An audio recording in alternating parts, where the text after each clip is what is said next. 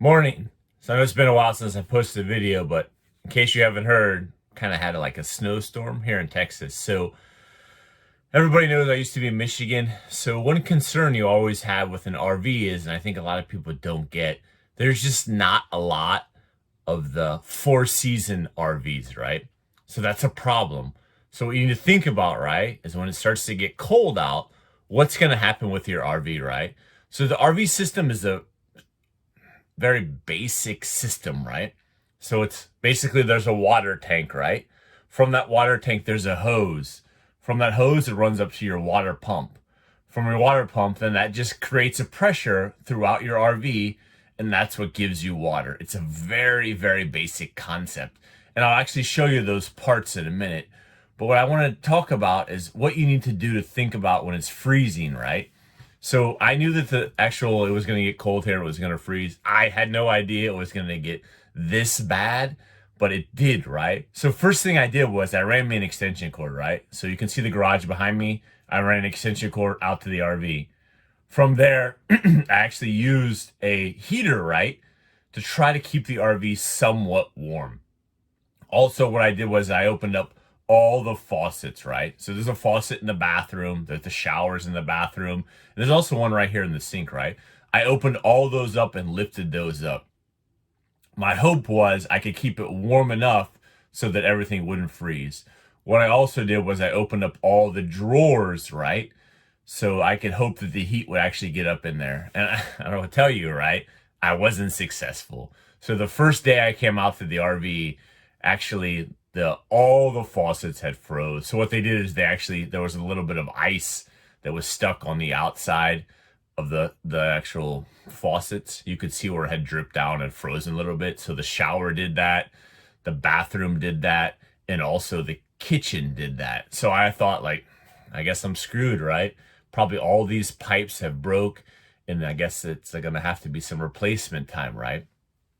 But at that time, really wasn't anything I could do. Just trying to wait for it to thaw out, see what was going to happen, and then really see if anything was broke. But I will tell you that, there was some lead time to see that the storm was coming, but I guess I didn't really have a lot of apprehension. So the day before the storm came, what I did was I went down to the gas station, right? I just filled up with diesel, right? So I had a full tank of gas. So I was good on that, right?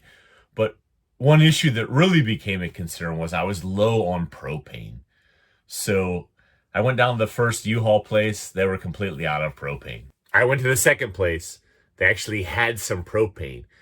But kind of just a side note here that it's kind of weird this RV has an automatic propane shutoff. And I really should do a video on it, right? But every time I seem to fill up with propane, I'm not sure that the propane is coming in too fast or too slow or what really the issue is, but I end up getting about a half a tank of propane. So I'm cool with that, right? I know from camping in Ohio that I would really have enough heat to last for a couple days. And the third piece of that really is this RV has a generator, right? So I know everybody's real freaked out and it's been a big concern that a lot of people did lose electricity, right? But if you have an RV like this sitting in the driveway, right? Again, I like to use that term, your own bubble, right? But literally, you do have your own bubble. You're self-sustainable, right? So you are self-sustainable to an extent, right? But your weakest point with this RV is your solar or your battery capacity, right? So up above, you do have the 2 solar panels, right? But what happens with snow is snow covers the solar panels, right? So therefore, you can't make any solar. Down below on the right and left side, you do have 2 coach batteries. Those coach batteries don't last forever. Up front, you can see how much you have left, but it's not going to be forever. So the key for that is you need to figure out a way to sustain yourself. Propane won't be an issue, right? But your electricity or the ability to generate electricity is going to be the issue. So let's talk about how we can fix that. So saying that, the piece where that comes in is that you can't last forever unless you run your generator. But I haven't tried it, but my guess is you can probably last a couple days. So it really literally was bitter cold here, right? But instead of having no power, 2 things you can do, right? You can run the heater, right? You can run the generator to recharge your batteries. But also what you can do, right, I spent a lot of time in the Army, and if there's any Army guys out there, and you've ever been any place cold, right? What do you do when it gets cold? You jump in the Hummer, right? Turn the Hummer on, let that baby run that diesel out forever, and blast the actual heat, right? Jam that heater hose, if you're actually in the front passenger seat, jam it up your jacket, right, and get warm. It'll work. I'm not suggesting you can do it. I don't know if it's going to kill you. I think you would probably be fine. You could run it for a little while. Sprinter does say not to actually run your RV or let it idle for more than 2 hours. That's something to think about. But I think with cycling back and forth between charging the batteries, running the heater, I really think you should sustain yourself and stay warm. You know, I think that's key. That's a bad situation. People lost tons of power here and there was actually nowhere to go, right? So I think that would have been a good fix. And that was really my game plan that, you know, hey, if we lost power, what we're going to do is, kids, we're going to roll out to the car, we're going to run it up, warm it up, everybody stay together and try to stay warm. Would that have been better been in the house? I'm not sure, right? Fortunately, my area didn't lose power and I didn't have to deal with that situation. So, all right, that's enough for me, Gavin. Let's talk about some of the parts and I'll actually show you, right? Hey, this is where the water pump is at. And I'll show you the mistake I made a couple years ago in Michigan and actually led to me having a busted water line. So, all right, let's take a look where the water pump is at. All right, before we get to the water pump, I want to show you in something that's really key, right? So if you click on this, everybody knows here the water pump is. Hit this button, right? I'm not sure in the video you can hear the sound or not, right? But the water pump is going. The key to that is this water pump should shut off, right? If it just keeps going and going and going and continues to make this sound, you know what that means? Either one of your faucets are open or you got a leak somewhere, right? See how it stopped? It's just trying to get a little bit more pressure, right? So that's really telling me, like, guess what? I don't have a leak somewhere. This system is now pressurized and it's working. There's probably some air in the line, so you get that every once in a while, like, dick, dick. But this is in Jeremy's opinion, the easiest way to tell, right? Do I have a water pump, a water leak somewhere? Yes or no? Hey, water is not continuing to pump. Water pump shut off. I'm good. I don't have a massive leak, right? If it keeps going on, right? Step 1, check all your faucets. Make sure they're off. Step 2, right? Look underneath your coach and see if you've left something on. So this coach has a lot of outlets for actually where the water can come out. So let's say, like, again, let's take a look at the actual water pump and where it's located.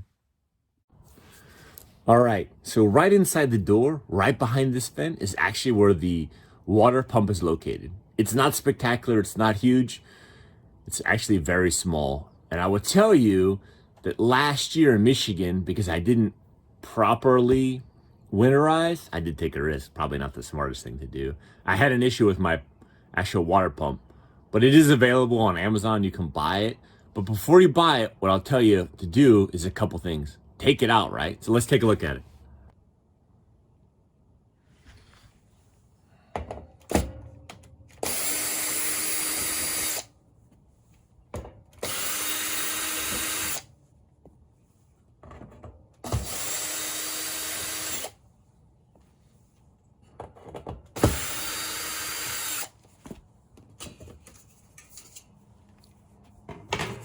All right, so you can see right here it is, right? This line right here, you can see it going down, right? I'll zoom in a little bit. You see it going down? This is going down to the tank. This tank actually sits right underneath, right when you enter the RV, right? Over here to the right, this is the one, you can see it there, right? This is the one that's adding pressure into your RV, right? So that's one to think about. Up here, right, you can also see, hold on, I'll flip the camera around for you. All right, a little better picture here, right? This is the connection, this is the power, right? Back in the back here, you can see this one screw on the top. There's another screw right here, right? There's one on the bottom down here and one here on the other side, right? This actually sits on a little piece of rubber, so it can bounce back and forth. That way when it's working, has a little bit of leeway there, right? But again, this one is going down, right? So inside here, there's actually a little filter. And when you take this apart, you can just Google it online. I don't need to show you, but there's a bunch of screws on the bottom. So you can pull this out, flip it upside down, kind of just wipe around it with your finger, right? If it's not working, that's the best thing to do. So I did that last year and it actually worked and came back together. But yeah, just take it off, throw this number up in Google. You can see it, it's not a big deal. This actual one is not available, but there is one that's exactly similar like this, but you can order just the bottom part of this, you can order the top part of this, and also you can order, there's a filter here. It used to be here, not saying I took it off, but there used to be one with a little bit more and had a little thing on the bottom. It's actually right here. This is what it looks like. I just took it off and got rid of it. So there's a gasket in here that actually can crack. So if you didn't winterize it well, you know, that's definitely something you think about. But if you are going to winterize it yourself, you can see the screen in there, right? Make sure you take that off, let that out. So I didn't do that last year when I was in Michigan, and I had some issue. Actually, I was able to get this back up and running, like I said. So, all right, that's where the actual water pump is. Now let's look at some lines that are of concern. I will tell you, there is one concern when you put this on, and the key is, right, this is super easy to do, but if you're using the electric drill, right, if you're not hand jamming it yourself, the key to really think about is, right, when you put this on up here, don't screw it in super hard, right? So this, once you start to look inside your coach, you're gonna realize, right, like the coach, right, it's not really thick walls, right? And this is just a thin piece of metal. Struggle of my life putting it in today. So the key is, right, just put it in. Don't just crush this down, right? Just when it looks good and flat, just leave it that way, right? If not, you're gonna catty-womp this thing all crazy. You know, you have a chance to actually pulling it through somewhere or something like that. Nice and easy, not super tight. There's 4 screws, make sure you get them in. And look at the vent too, right? To put this in upside down, that's definitely something you don't want to do.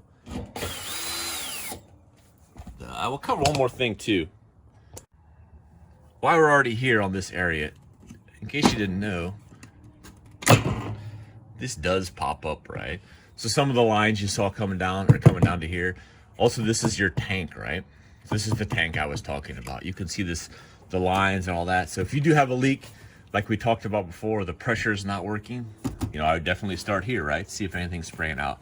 Also down here, if you're not aware, there is an additional fill. So I have filled this multiple times. Just jam a hose down there, fill it up.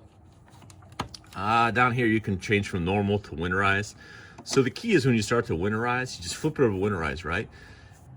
And what I will say is for winterization, right?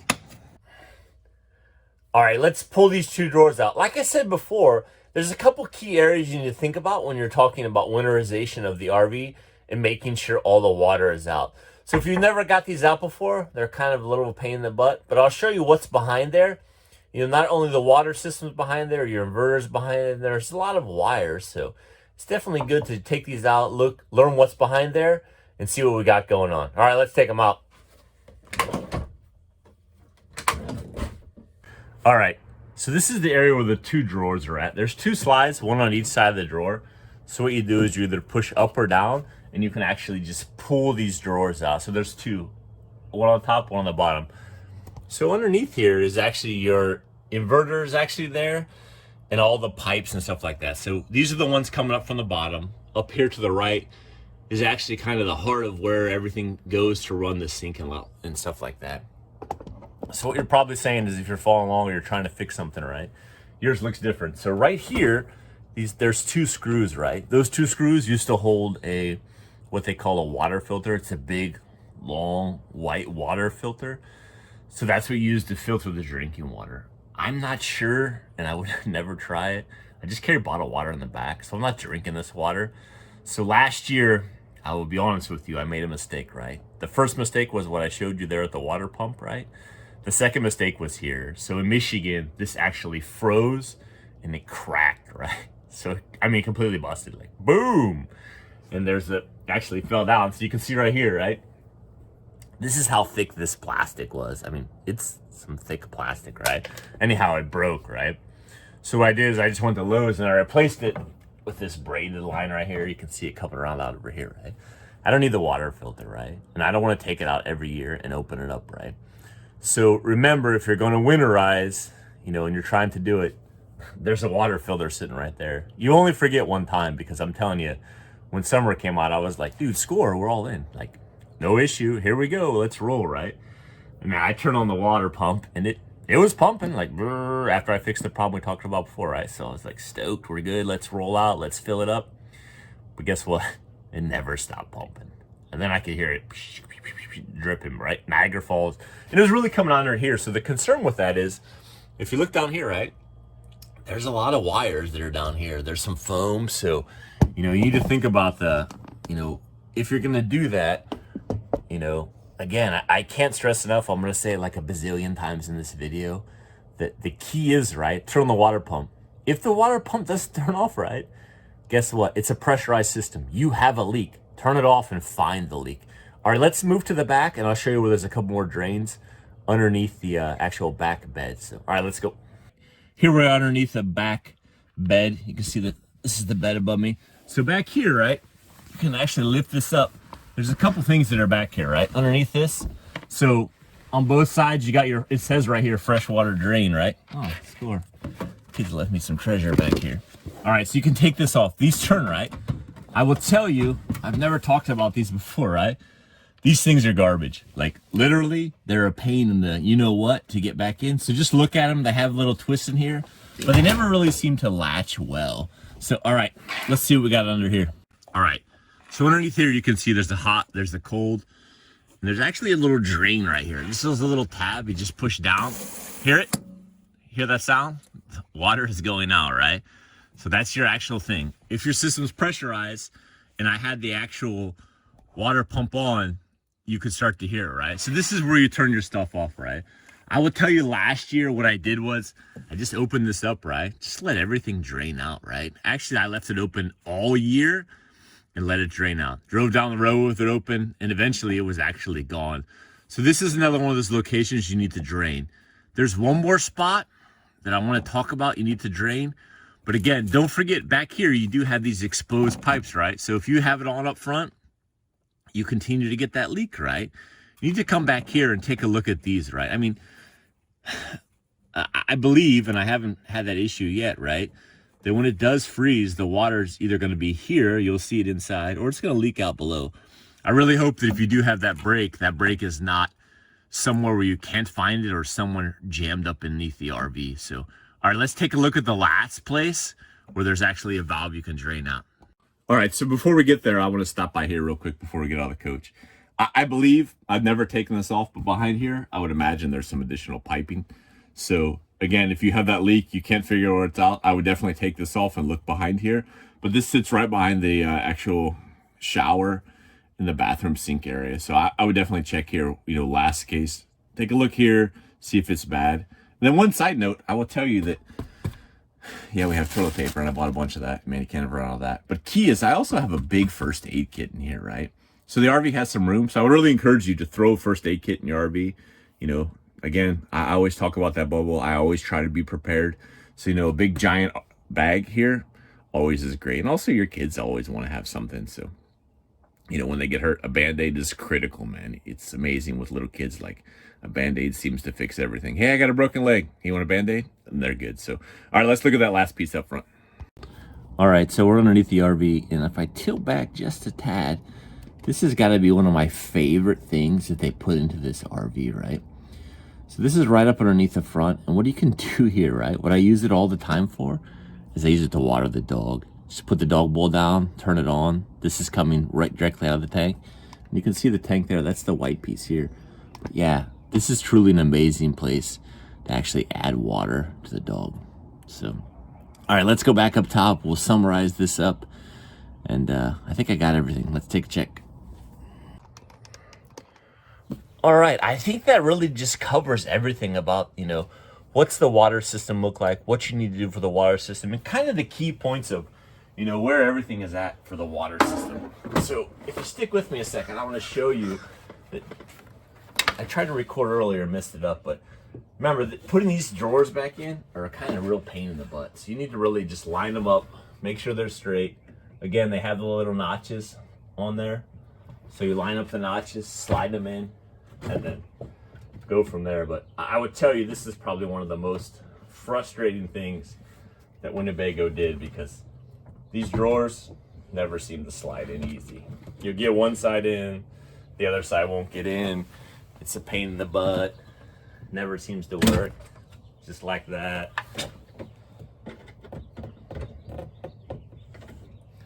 And key is just not to get frustrated, because I'm telling you, it's never an easy task to try to get these included. See that? All right. That's the reason why right side is not working. There we go. You heard that click? All right, that one's in. That was super easy, but I'm telling you, I have a lot of time, a lot of patience doing this. All right, let's throw the last one and we'll be done.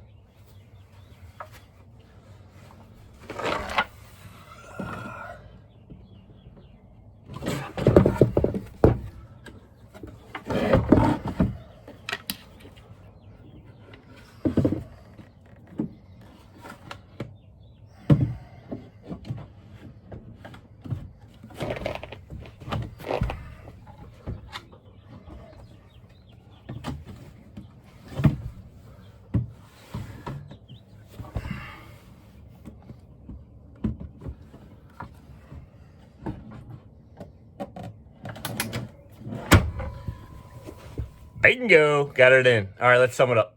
All right, I just want to sum it up again.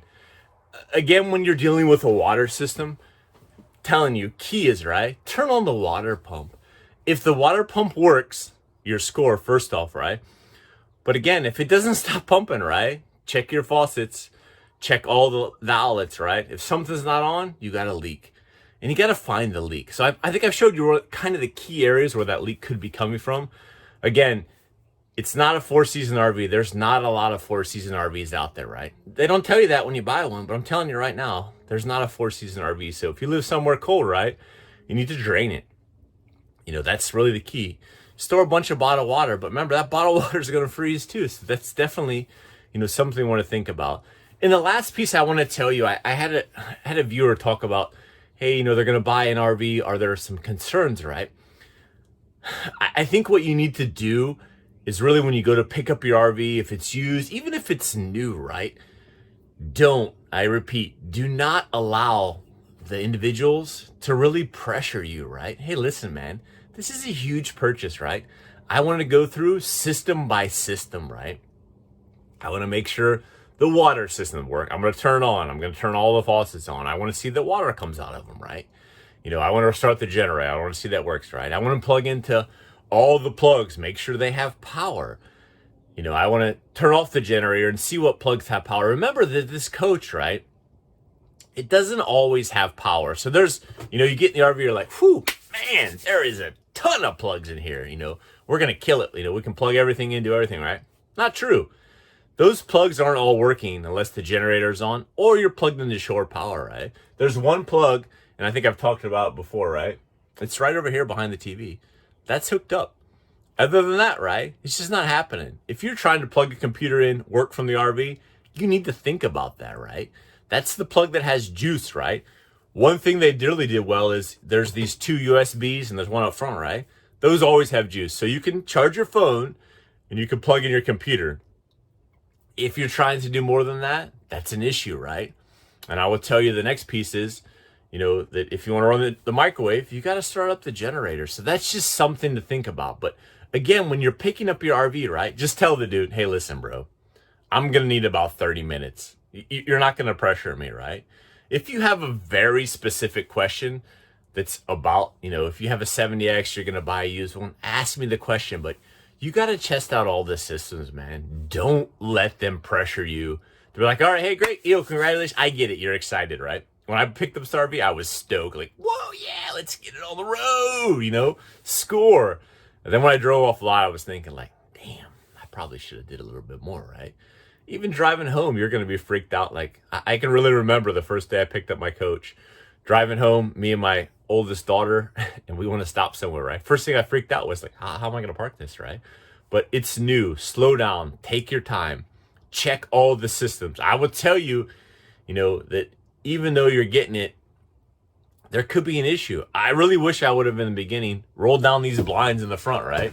I know now, and you guys have seen the video, the blind doesn't go down all the way. They put the island in the wrong spot. So it's the awkward situation. If I would have caught it in the beginning, we could have fixed it, right? But I didn't.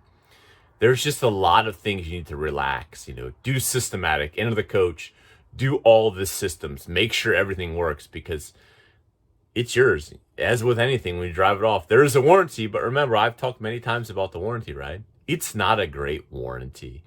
Yeah, I mean, it could, be good for a year, but after that, hey, guess what? It's your baby, and that's what you need to think about. Get it as best conditions you can before that time.